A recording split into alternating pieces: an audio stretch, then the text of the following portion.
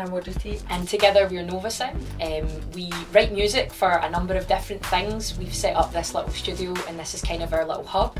Mainly we're a production duo, so we help create and facilitate other people making music, and we also make our own.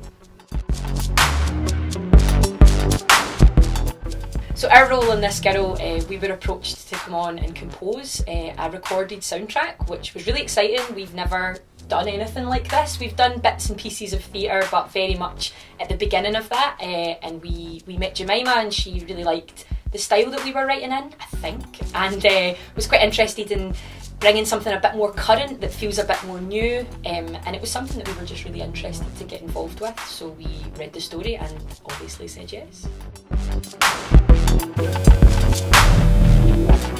So with any project that we're working on in the studio, we often use reference tracks. So what our process was for this girl was to go through the script and come up with songs that we thought might kind of go, like songs that exist already that go with different scenes, and then from that we kind of started to work on our own music for it. And the way that we normally do that is by most of these ones, I think we started by using a drum machine, which is here. And we would just program some drums in.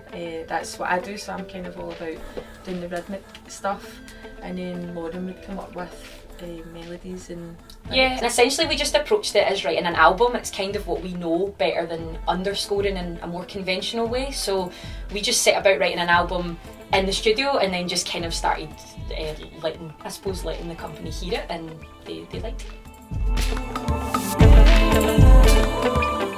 One of the first big hurdles, I suppose, or big challenges, was about creating some distinction between each of the sisters on stage, and one of the ways we were going to achieve that was obviously through the music. So we really wanted to understand not just what each girl's sort of personality is, but also the sense of journey that they go on through the play. There's so much in the text about each girl, so we just got really familiar with the script and tried to allow that to feed into as much of the music as possible. I think as well, because they're sisters, and well, not just sisters, they're triplets, so within each song for each of the characters there's like little vocal hooks and other sounds that come in to sort of filter into each. Yeah, I suppose musically we've tried to kind of emulate that idea of family where there's absolute differences between everyone, but there's just this sense of kind of unity and something that pulls them together, and again there's like ways, I suppose, that we've tried to work in little kind of just little tricks and tips that we've kind of tried to link them back together and create a bit of a family in the music as well, I think.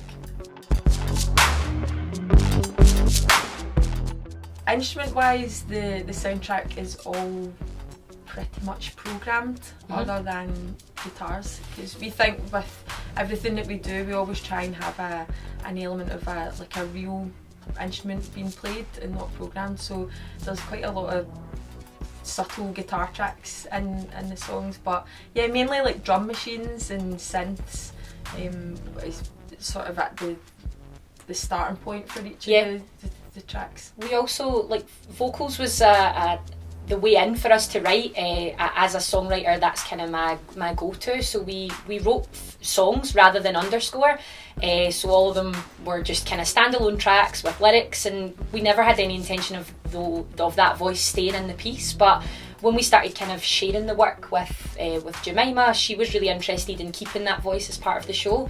So the vocals actually became quite important, and as we kind of touched on earlier, how the vocals are placed and how they change throughout the piece was quite important. Even just ways that they were affected and mixed, just to create a bit of distance as the girls grew further apart from each other, and then we'd kind of warm everything back up as they sort of kind of got a bit closer to home.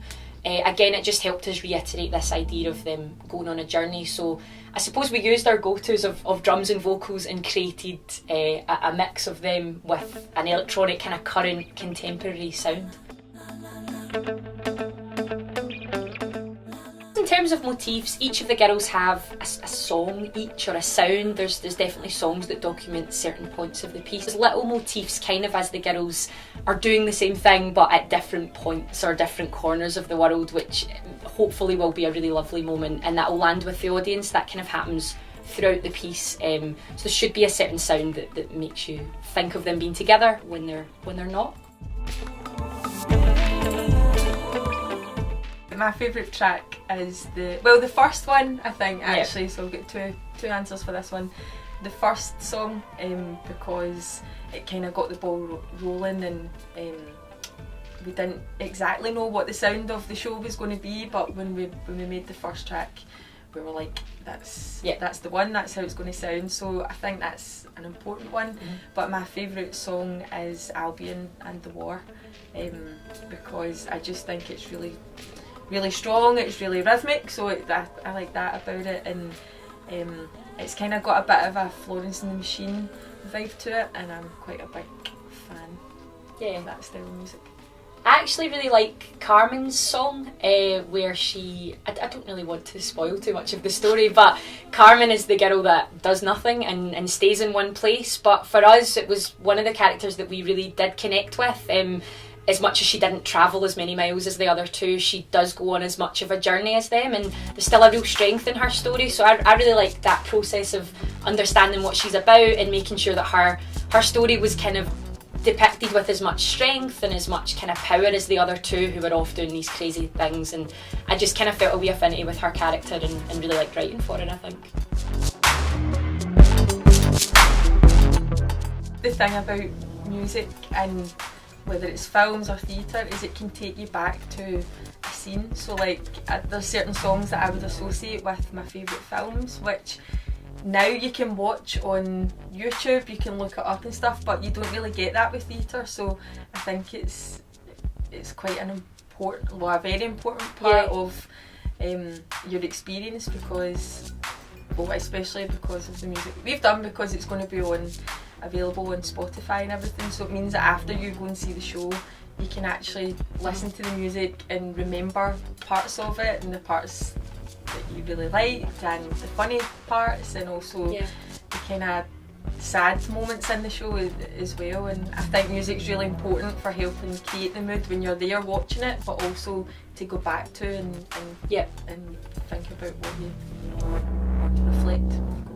Yeah, I agree, and I also think as well, particularly because of our background not having always been in theatre, I think it has the ability to connect with potentially new audiences that haven't really found their place as a theatre goer quite yet. It's not, I don't think it's a traditional theatre score that we've written at all, so it feels quite new, and it might just connect with someone whose experience is more like going to appreciate live music, or I don't know, there's maybe the opportunity to connect with a new audience with a new sound, and it might just blend audiences, I think, as well.